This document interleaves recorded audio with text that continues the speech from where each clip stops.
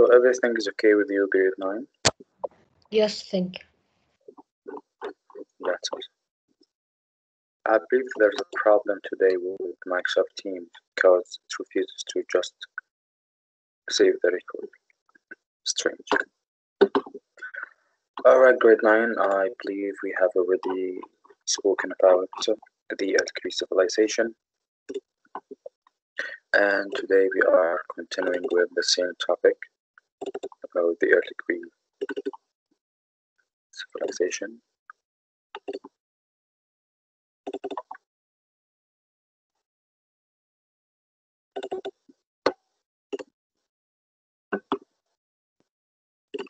So, let's have a quick hint. We have already spoken about the early Greek city-states, so I need someone to define the city-state. What is the meaning of a city-state? Ryan, perhaps?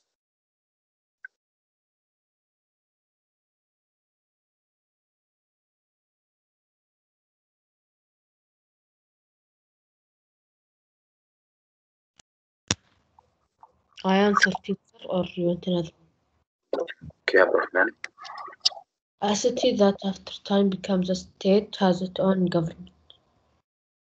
Very good. So when a city is being governed by its own government, having its own king or its own leader, and its own defensive walls or natural barriers, and has no contact in politics or its own affairs with other city-state or other city, this is called a city-state. So one city is totally isolated from another one in its own political and governmental systems. By that, we call it a city-state. So can someone please speak about the landscape that forms the political borders of the early Greek states? Hassan?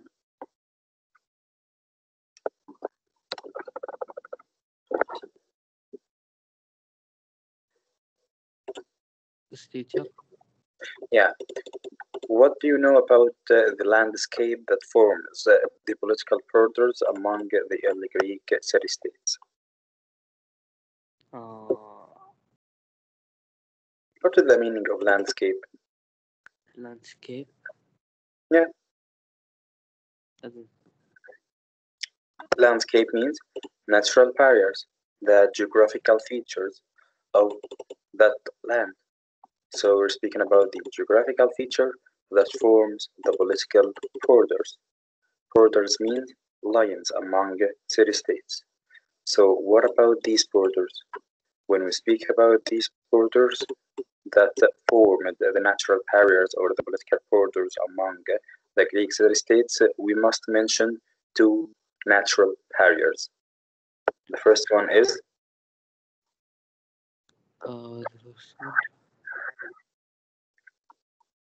most of the city-states had an access to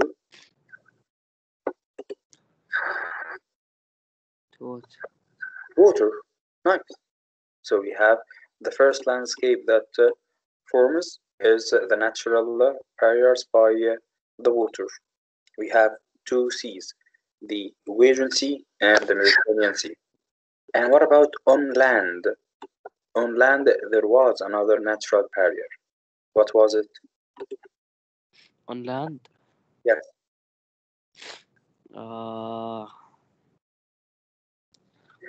What? Approximately 80% of Greece is 80% of the land on Greece is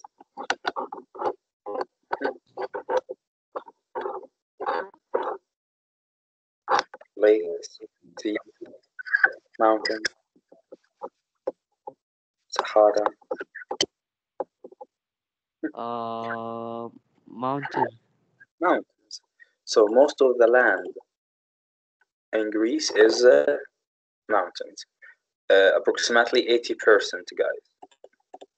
That's like 80% of the land in Greece is mountains. So consequently, because now you have these geographical features, which are first the seas, second the mountains. Both of them made or formed like a political border among the early Greek city-states. If you are living in the city of Troy, you are surrounded by the mountains. If you are living in the city of Athens, you are surrounded by some mountains and the Aegean Sea. So you have natural borders. You do not need to make a defensive walls like that the Chinese did or made, because simply your geographical features provide you with the natural borders. All right.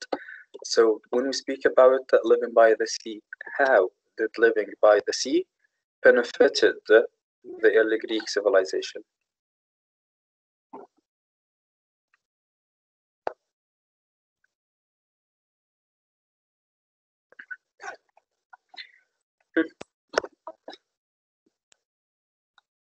Trading by sea Yeah, number one, trading and fishing, maybe. and fishing.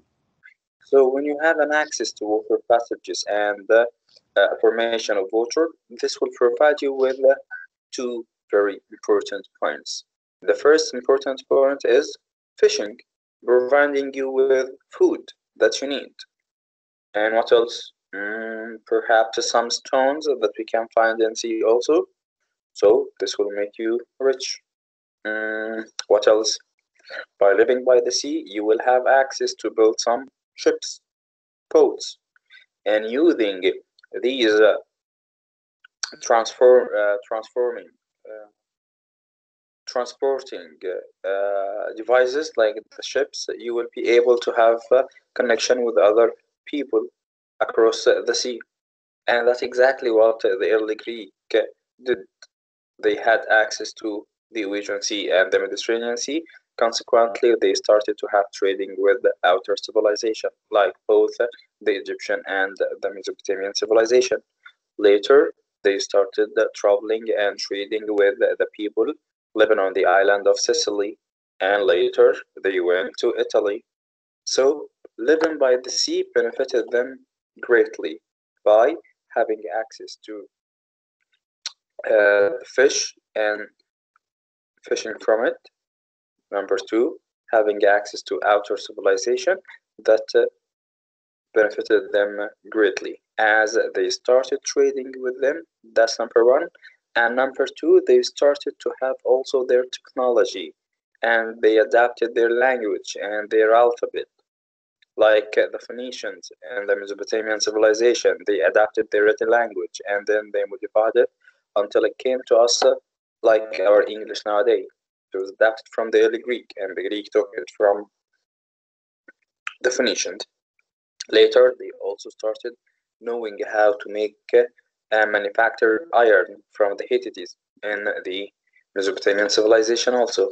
They took the precious stones from the early Egyptian civilization, and the chain continues. What about the rise of the city-states? So, why would you think, number one, why would you think most of the early Greek civilization was about city-states, not one complete empire? Come on, think. Today we are just thinking.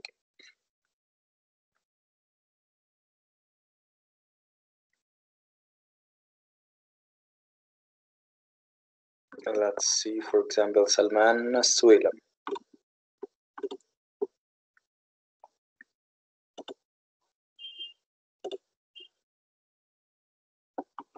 Salman Suilam, hello?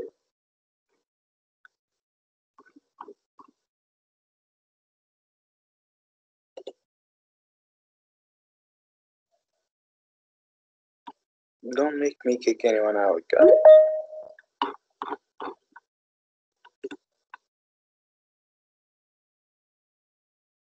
Abdullah Al-Rayyan. تكسر الإنترنت كده. No, no, no, no. Abdullah Al-Rayyan.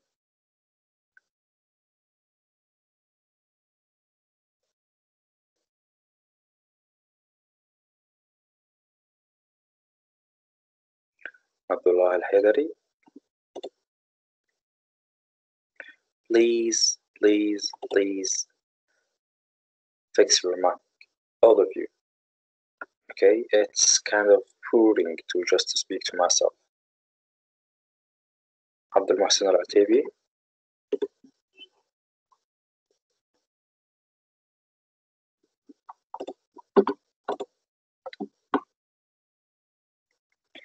Come on, guys.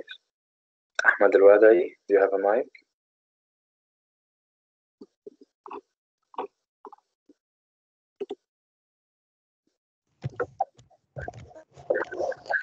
Yes, teacher.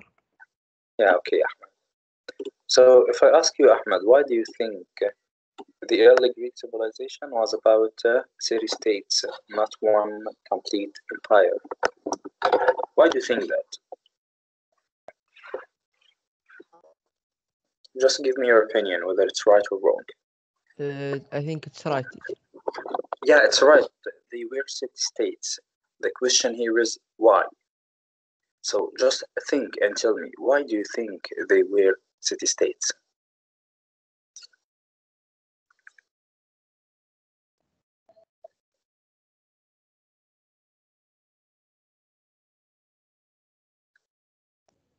I think to expand more, teacher. To expand more. Nice. What else?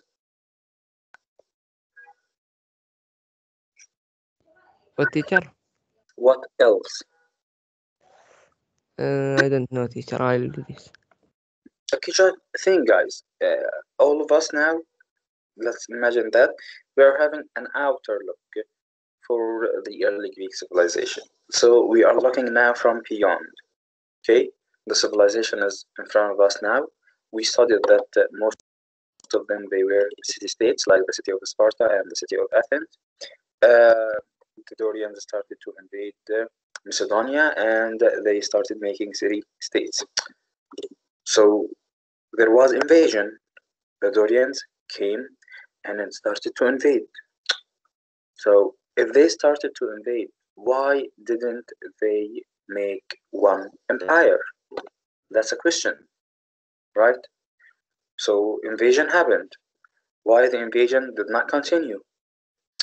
So these are a lot of questions to be answered. So just think about it. Why they were city-states? Why not just one empire? Why couldn't one city-state overcome the rest of the city-states? So all of these questions need to be answered. And in order to know about that, you must put yourself in that era.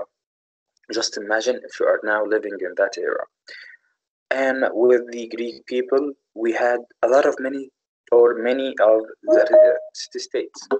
These city-states, okay, most of them were so powerful city-states, like that of Sparta. As we have studied yesterday, we said that the Spartan people, they were introduced to a very strict and specific type of training. Since they were born, they are first chosen, and then starting from being 7 years old until 40 years old, they are being training to become very, very strong warriors.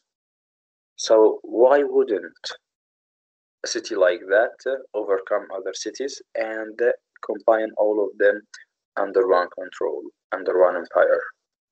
To answer this question, we need to know if you have two powers collecting and interacting to each other, one power will eclipse the other or will make the other disappear. Unless both of your two powers are equal. If they are equal, they will not neglect each other, but they will stand in front of each other. Okay? Consequently, we have many strong city-states at the early Greek civilization. So, most of these city-states held their positions, held their powers, and did not allow other city-states to overrun them. So, we did not have the one complete empire.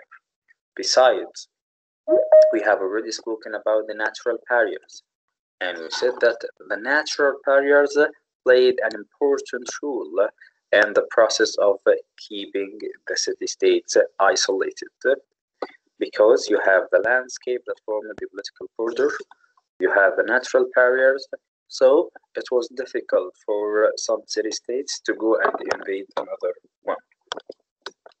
And actually, if we speak about the Spartan people, for example, okay, when Darius, the Persian emperor, came with 1,000,000 soldiers to invade them, only 300 Spartan soldiers could stop his army. Just imagine, 300 against 1,000,000. And this because they used the natural barriers wisely. In order to enter the city of Sparta, you will have, just imagine that this is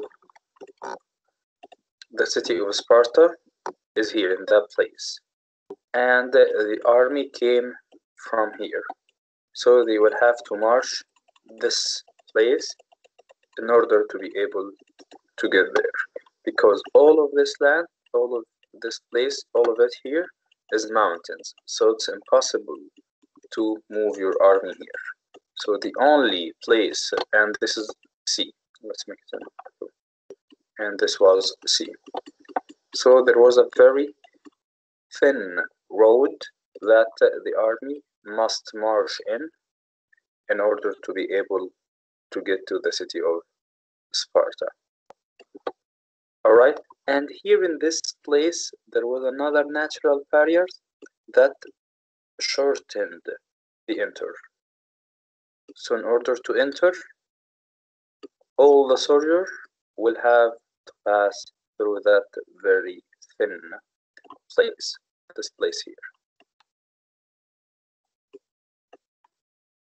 So no matter how many are you bringing, if you are bringing 1,000, 100,000, 1,000,000, it will not matter, because only very little soldiers can pass from this place. So the Spartans, they stopped here in this place, and they used the phalanx technique in order to stop all the army that came to invade them. So no matter how soldiers you are bringing here, it's not important, because at this spot only few little soldiers can pass. Consequently, if we could stop him at this natural barrier, none of them will be able to pass, and the number of them will not be important to us anymore. This is fine. Okay, so the natural barriers played a very, very important role in the early Greek city-state. And regarding to the type of the government, can you remember the type of the government we have spoken about? We have spoken about 3 types of governments. Does anyone remember? I beg your pardon? Internet again? Yes. No problem. The session is recorded and you can watch it later. I have no worries about this. All right. So again, speaking about the type of the government. So we have already spoken about 3 types of governments. Ali Al-Mahdi. Can you remember them?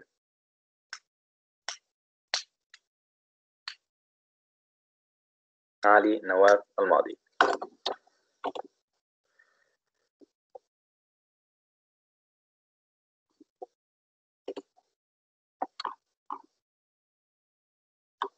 Azam Al-Nuwaifi. Yes, Azam, do you have the mic?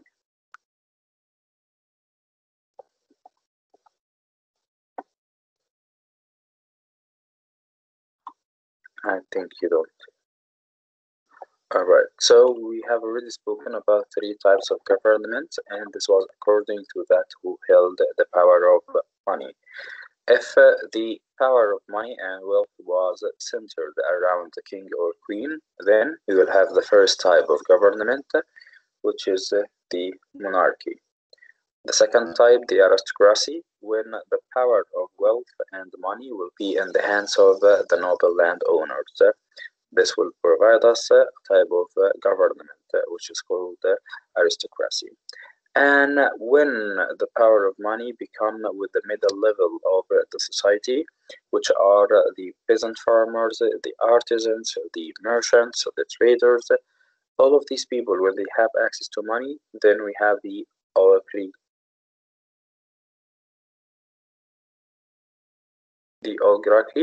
Okay, which is the third type of government.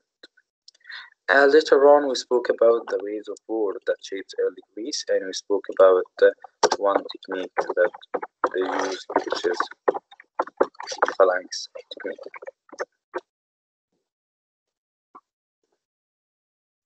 And this was the early Greece civilization. This is the city of Athens right here, okay, having access to some islands and also the water passages, okay.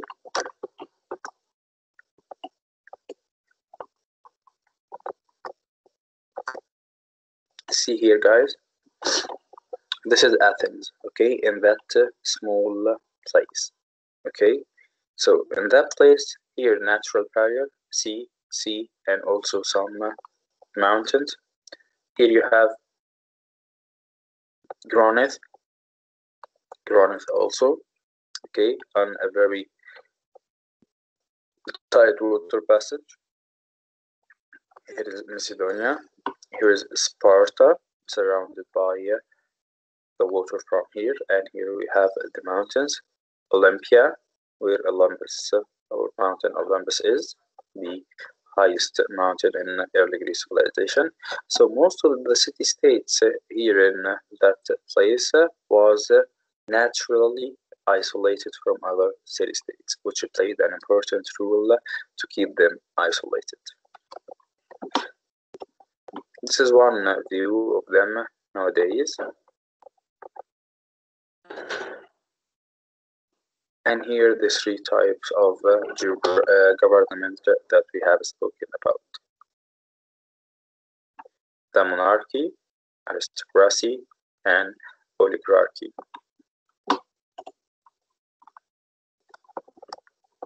We have also spoken about the discipline and the welfare of Sparta, and we said that the Spartans were Dorian invaders that came from the north of the continent. Later, those Dorian invaders enslaved the people of the cities they invaded and made them work the land, meaning that those slaves became peasant farmers, growing the crops for them. Yet, those slaves outnumbered the Dorians and the Spartans themselves. That's why the Spartans had to hold a very strict control over them. So for the discipline rules for the daily life, we said that since a child is born, he's being chosen. If he's strong enough, he will live. On the other hand, if the child is fragile or weak, they will abandon him in the wild so that he die. For the Spartan women, we spoke about them that they held responsibility, they held a higher position and rank in the Spartan society rather than any other city-state in that time in the early Greek civilization, especially that most of the men were concerned with war. So sometimes they left the city, and the women took control and took interest in running the family estates or the family affairs. For the citizens and not citizens of the Spartan people, we have also spoken about how the citizens of Sparta held a higher rank and they were superior to non-citizens in the same city. And Sparta stands alone, as we have seen here in this place, because Sparta was very isolated from other early Greek city-states. Just imagine here, living in that place, totally isolated from any other city-state. And they even, at one point, did not allow the Spartan men to leave the city-state, so that they can keep the bloodline of the Spartan warriors.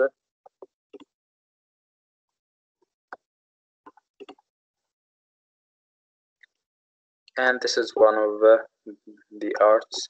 This cup shows the Greek warrior putting on their armor. Okay, Macron, a well-known artist in Athens, may have painted it around 490 BC. So it shows us how they were preparing themselves to go to war. And that's the armor here. That's great, actually. So, any questions so far? No.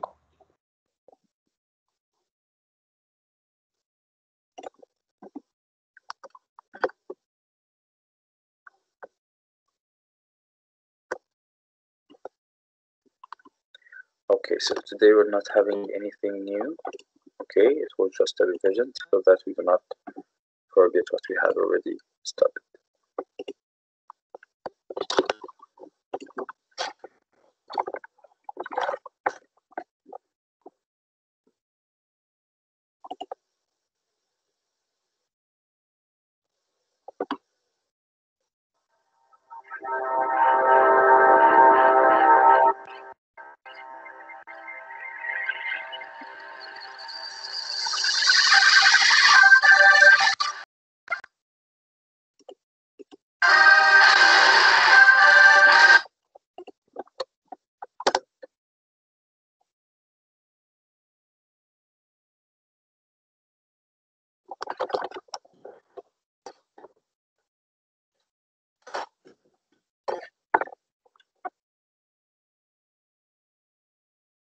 I need Sparta alone.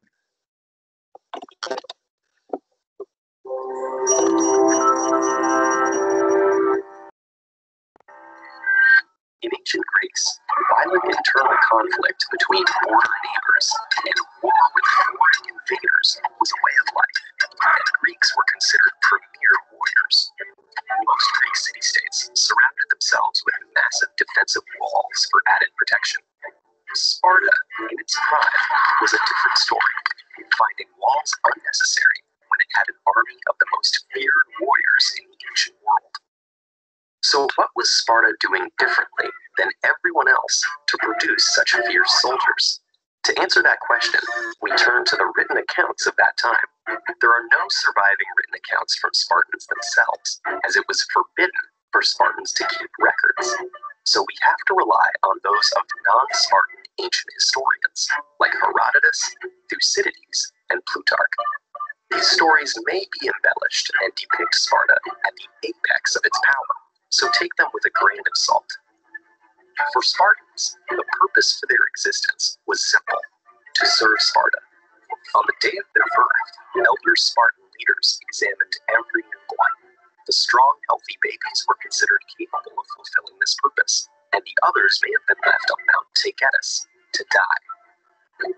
Every Spartan, boy or girl, was expected to be physically strong, mentally sharp, and emotionally resilient, and it was their absolute duty to defend and promote Sparta at all costs.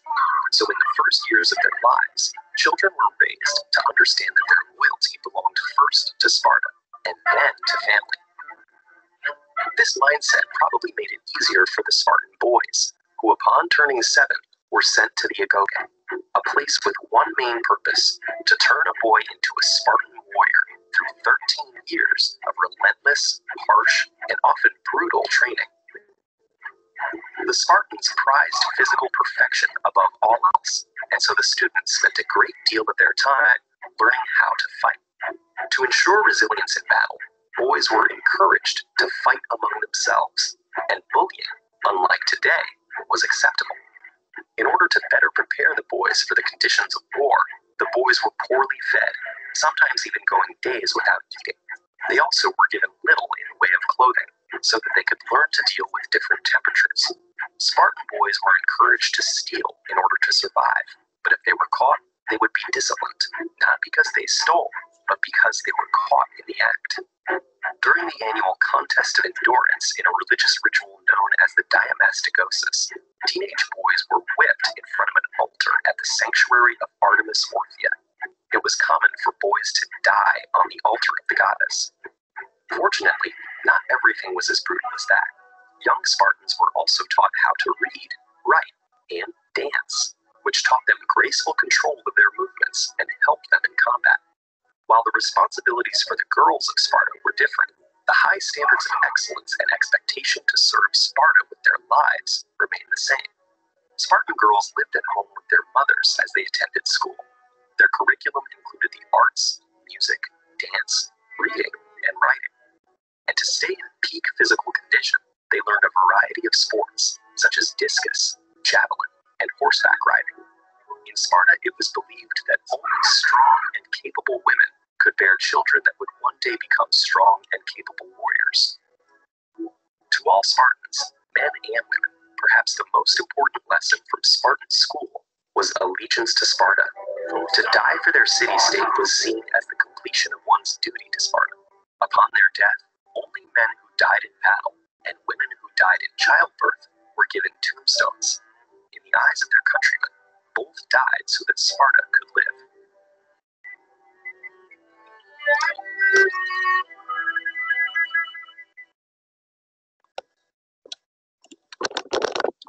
Alright, grade 9, I believe now we have consumed much information about the Spartan people and that.